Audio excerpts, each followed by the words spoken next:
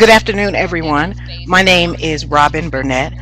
I am a registered nurse who focuses on behavioral health. I am also a retired Army. I have a Bachelor in Business Administration, and along with that, I have a Master of Divinity from the Interdenominational Theological Center. I am glad to be able to speak with each and every one of you that are on today, and hopefully we'll all be able to learn something in order to help someone along the way. Many people perceive that there is and or should be a dichotomy with faith and science, especially when it pertains to health. So on this afternoon, we'll be discussing faith communities bridging the gap with community organizations to better collaborate and address individuals' mental, physical, and spiritual wellness. The objectives for this afternoon are communities of faith and community organizations identify their commonalities in order to collaborate and serve individuals with substance use disorders.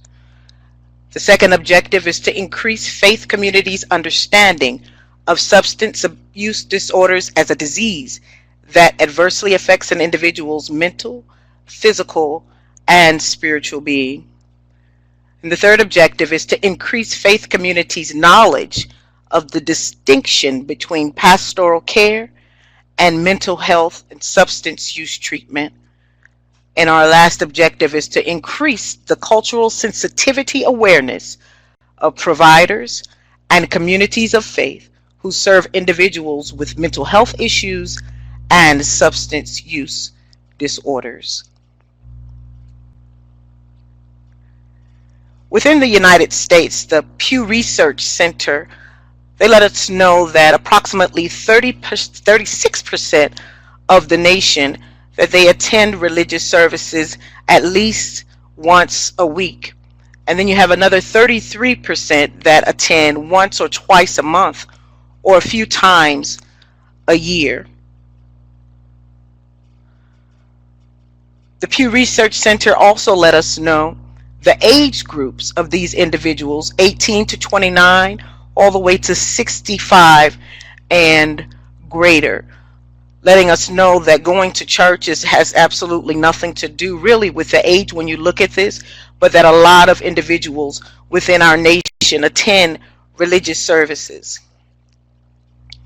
And the National Institute of Health, they let us know about the individuals, adults who experience mental illness in a given year. Surprisingly, 1 in 5 adults in America experience mental illness. So if it's 1 in 5 adults experiencing mental illness, regardless of the race, sex, or age, then that means that out of the 36% or 33% of the individuals that are attending religious services, that in those services are also individuals who are suffering from mental illness.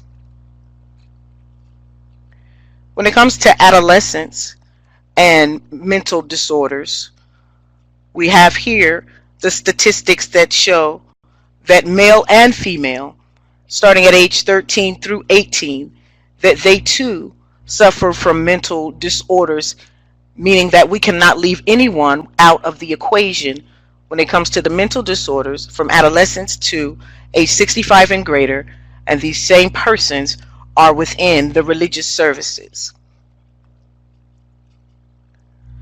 And the reason I brought out the graphs is because there's a history of promoting a social dualism when it comes to faith and mental health, and ignoring or not educated to the fact that, like hypertension and diabetes, rheumatoid arthritis, lupus, cancer, mental health disorders are diseases affecting the body, and there must be some type of intervention and treatment. But with that, there are commonalities that we should not separate the two, faith and science, because communities of faith and community organizations, if they're going to identify their commonalities, they should look at the steps that I have here, which is that spiritual and emotional and physical involvement that has to do with the faith community, and also community organizations for substance use disorders. Person who are a part of both of those, they are seeking all of that spiritual, emotional, and physical healing, if you will, and they expect for the faith community and the organizations of human services to be involved in that aspect of their lives. Expecting life problems to be addressed, human services, the community organizations for substance disorders, and the faith community. The persons are expecting that the Bible and or treatment for substance use disorders to provide the answers that no other institution can provide. They're also incorporated into the community to provide services for those who are in need, meaning the faith community and the community organizations. That is what people are expecting, and that is what they are expecting both of those to provide when they are in need. So instead of a line of demarcation or any attempt to separate faith and science, there's an urgency for people within our communities to understand that faith and science intersect in an attempt to assist those who are faced with substance use disorders. Still talking about faith and science, it is urgent also to unite with community organizations and providers for education. Speaking of the faith communities, and that can be done by incorporating moments of education during worship and hosting workshops throughout the week and or the weekends. Step 2 is deconstructing myths. Deconstructing myths has a lot to do with our faith communities. We have to understand that mental illness, substance use disorders are not the work of the devil, or that God allowed it to happen. We have to deconstruct myths as in African American women are too strong to be saddled with emotional problems. And instead we have to reconstruct the narratives. We have to reconstruct the narratives based on research, based on evidence that has been proven. Like substance use disorders occur when the recurrent use of alcohol and or drugs cause clinically significant impairment, including health problems, disability, and failure to meet major responsibilities at work, school, and or at home.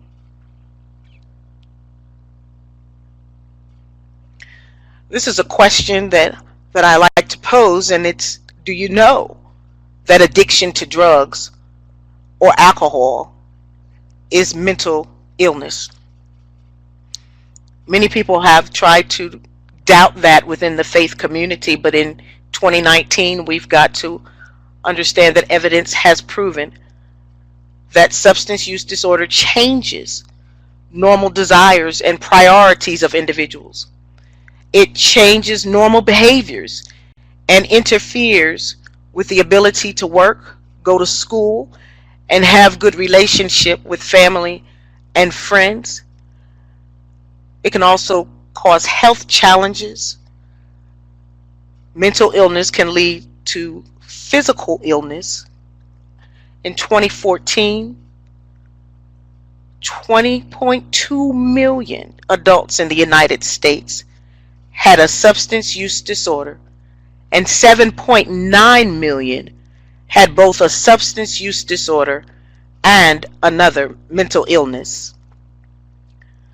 NAMI lets us know that, alarmingly, 60% of adults with a mental illness did not receive mental health services in the previous year. And unfortunately, here in America, nearly 50% of youth age 8 to 15 didn't receive mental health services in the previous year. Statistics also let us know that African Americans and Hispanic Americans use mental health services at about one half the rate of whites in the past year, and Asian Americans about one third the rate. When it comes to pastoral care and mental health, there are many times and there have been instances when the scopes of practice have been confused and that there was not a line able to be drawn to where pastoral care was trying to offer more than should have been. Pastoral care is to cultivate a critical consciousness that informs and reminds the faith community that their burdens are not their own, they're not their own choosing, and the defense is not solely their responsibility. Pastoral care is based on the church, based on the church community, and based on the church body and all of the religious services that the church has to offer. But mental health and substance abuse treatment, it involves an extensive amount of focused research along with treatment and prevention strategies.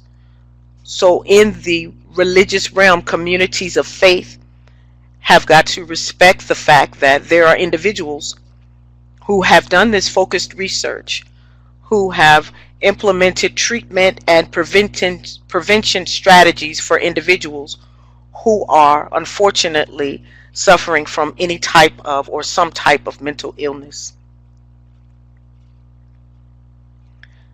To help with understanding the scope of practice, mental health professionals that usually work with those who are suffering from mental illness and or substance use disorder in inpatient facilities or hospitals, psychiatric facilities or outpatient facilities, such as our community mental health clinics, schools, and private practices, are our psychologists, psychiatrists, therapists, licensed clinical social workers, clinicians, counselors, mental health nurse practitioners, and primary care physicians.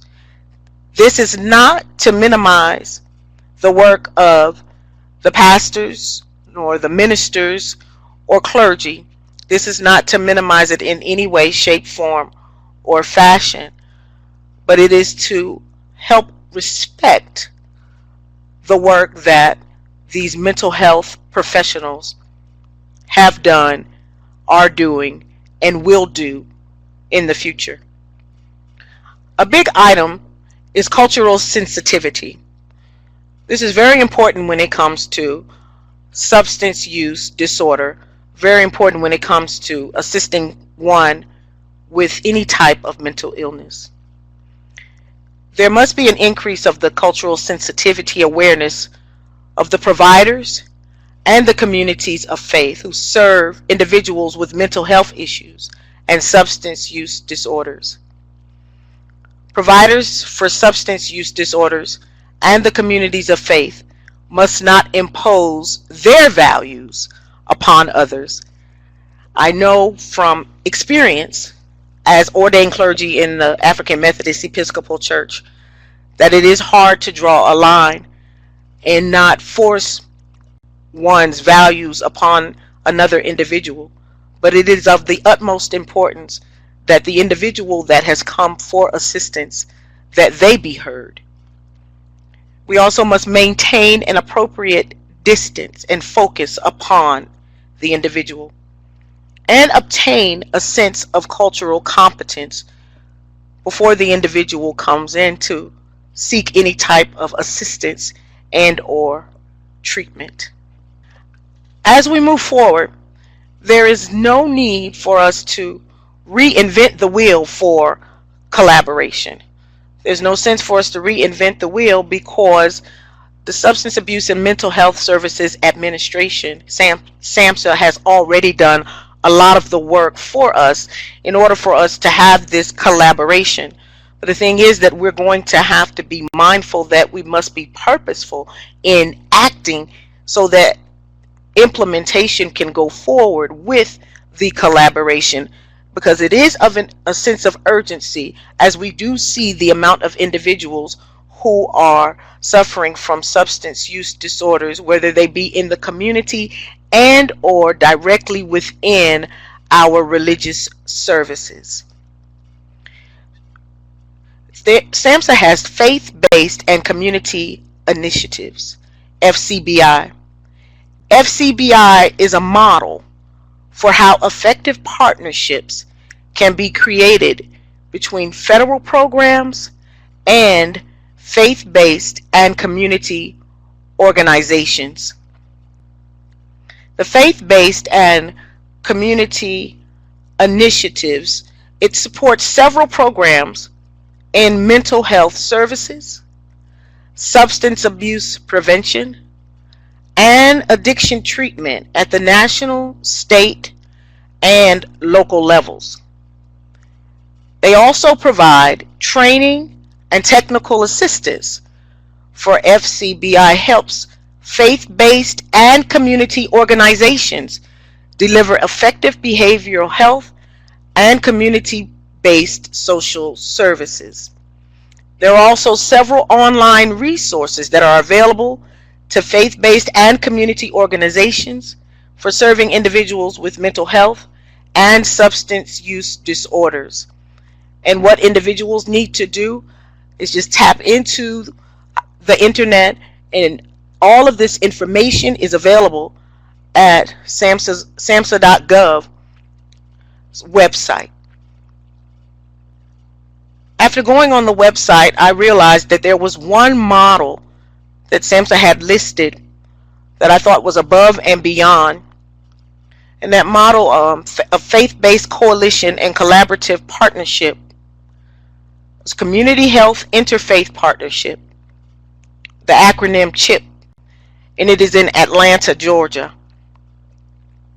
It is a network of community and faith-based organizations advocating for and educating the public about the needs of those with mental illness and substance abuse disorders.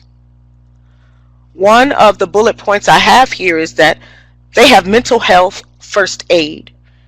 Mental health first aid is an 8-hour course that gives people the skills to help someone who is developing a mental health problem or experiencing a mental health crisis. So on one end of the spectrum, pastors and or ancillary staff within congregations and religious organizations, they can have people that are able to go to the internet and enroll in or register for this 8-hour course to help those within the congregation and the community. CHIP also has Crisis 24/7. They have access to mental health and addictive disease crisis services. They can call the Georgia Crisis and Access Line any time of day or night to speak with someone who may be able to assist them. We all know that there are instances when someone is not able to answer our calls. So those who are suffering from substance use disorder, if they are not able to call someone to help them through a time of crisis, they are able to dial this 24/7 crisis line that CHIP has provided for all individuals that are within the state of Georgia. Another interesting fact that CHIP has, and it's mentioned on their website, is they have all the denominations that have developed a policy and a statement on mental illness. So individuals will be able to go and see if their denomination has issued a statement. And if not, they'll be able to go to their denomination and see if and when their denomination can enter a statement on mental illness and the policies that their denomination has. And they'll also be able to see if their denomination is lacking in any way, shape, form, or fashion, so that they can develop a policy or a statement. They also have, they being CHIP, signs of drug use, addiction, and abuse. Signs so that in the community of faith-based individuals, they won't have to try to guess on what is going on with sister or brother, whoever, or with the children, or maybe those within the community. They'll be able to see these signs and know them when they see them. CHIP also has a list of counseling centers in the Atlanta area, which will be able to help individuals when they need to see someone, and if it's that the crisis line is not enough. Lastly, they have a compassionate congregations toolkit. The toolkit was created by CHIP to put into the hands of clergy and lay leaders within the church the tools that they need to minister to the people in their faith communities, or people who they may encounter in the neighborhood that have mental or addictive illness, to help promote faith communities where awareness, welcome, support, and spiritual care for individuals and families facing mental illness are provided, and where barriers or fear and stigma are broken down by openness, education, and personal connection.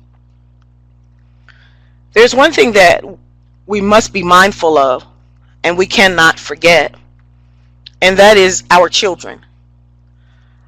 Our children are very important, and knowing that, we have to understand that children are predisposed to traumatic events and unfortunate circumstances that put them at risk for substance abuse disorders.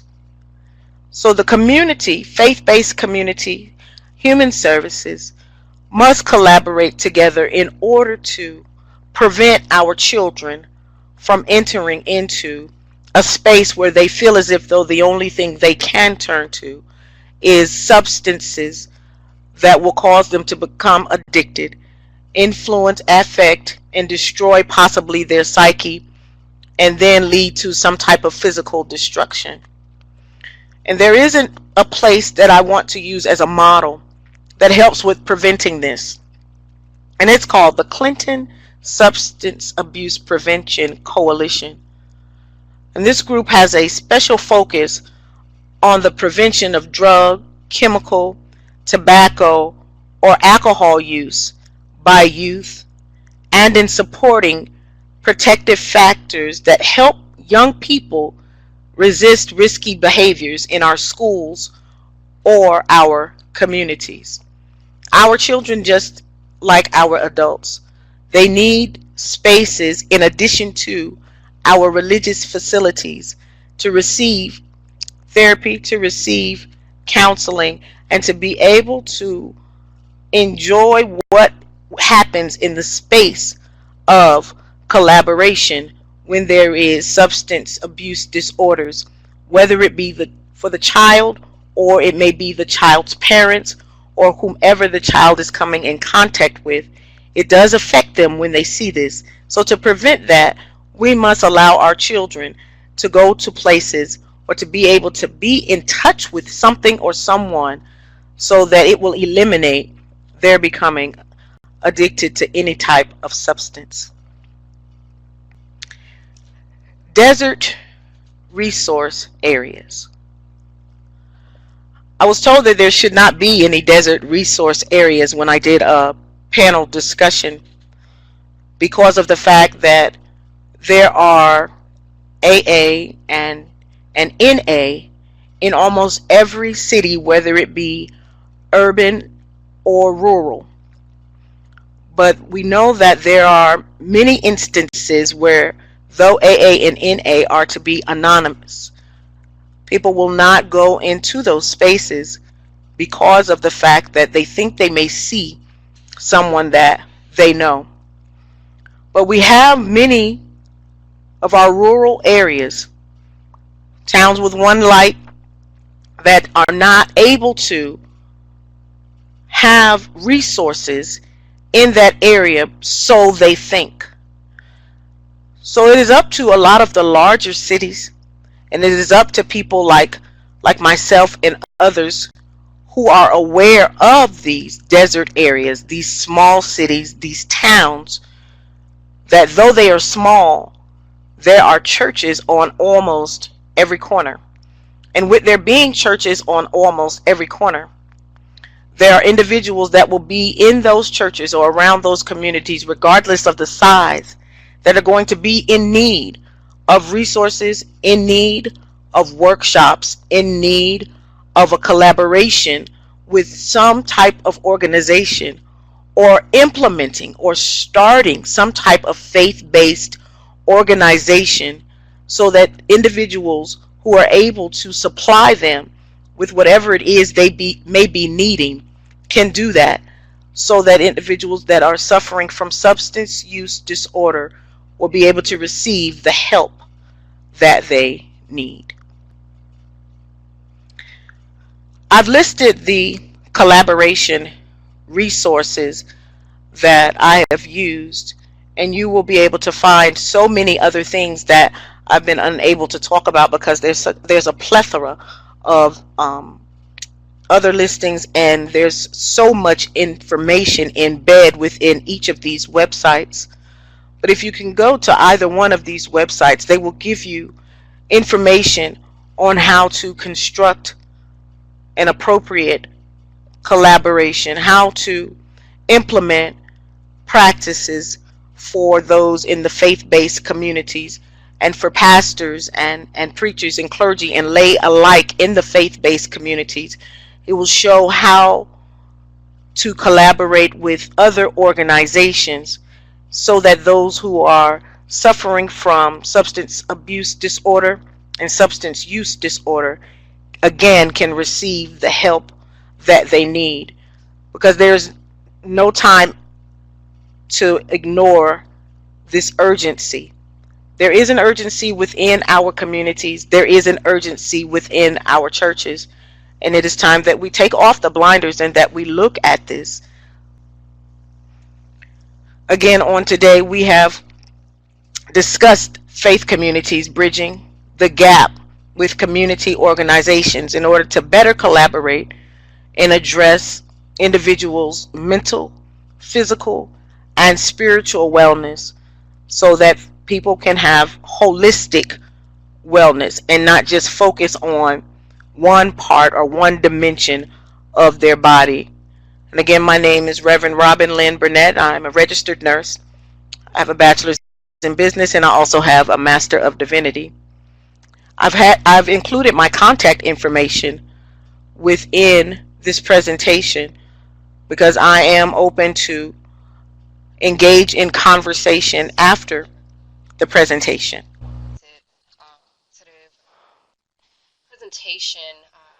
I'm sure everyone had something to grasp from that, so much so that we have some questions coming in right now.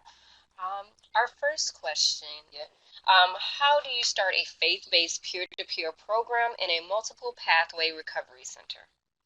Well, you said peer-to-peer, so that's exactly how it would be started. It would be started amongst those that are like-minded, and feel as if though there is a need for such. So that would involve conversation with those who feel as if though it is needed. Of course, you cannot be in isolation and on an island of one. Depending on the group of people that you are teaching, if you're dealing with the faith community, teaching this balance of, use the word sensitivity and care. If you are using that community, you have to be very careful. You have to be very careful because a lot of individuals are strict to everything being Bible based. So with that, you will have to use scripture a lot of times to back up what you are saying. On the other side, if you are in the community with sensitivity and when it comes down to safety and for this balance, you'll be able to, as mentioned, common sense. You can deal with people on their level. You can speak about them using their common sense. There's a book that I did not include, but the book is called Post-Traumatic Slave Syndrome. It is a book written by Dr. Joy DeGruy. Um, for them doing research, you have to read. Faith leaders, I express that to them all the time. You have to read and do research. That's a loaded question. Challenge those dealing with substance abuse. It all depends on where their psyche is. It also depends on who you are. If you're a mental health professional, I'm sure there will be challenges. If I'm understanding the question correctly, I am a member of the African Methodist Episcopal Church, meaning that we have, if I'm not mistaken, we now have 24 Episcopal districts in the United States and in India, and Africa, and Hawaii, Puerto Rico, which I know are not continental United States. I knew it was coming. I knew it was coming. um, it is 2019, and I have these conversations quite often with our archaic pastors and preachers and religious leaders. There are still many that are archaic. There are still, and especially dealing with Alabama, Georgia, Mississippi, Florida, Kentucky, Tennessee, North Carolina, South Carolina. We're dealing with this strong Bible Belt area, and many of them have not evolved to where many persons like myself are today, where we deal with liberation and everyone is somebody. So to deal with the faith-based organizations that are hesitant to partner, you have to meet everybody where they are.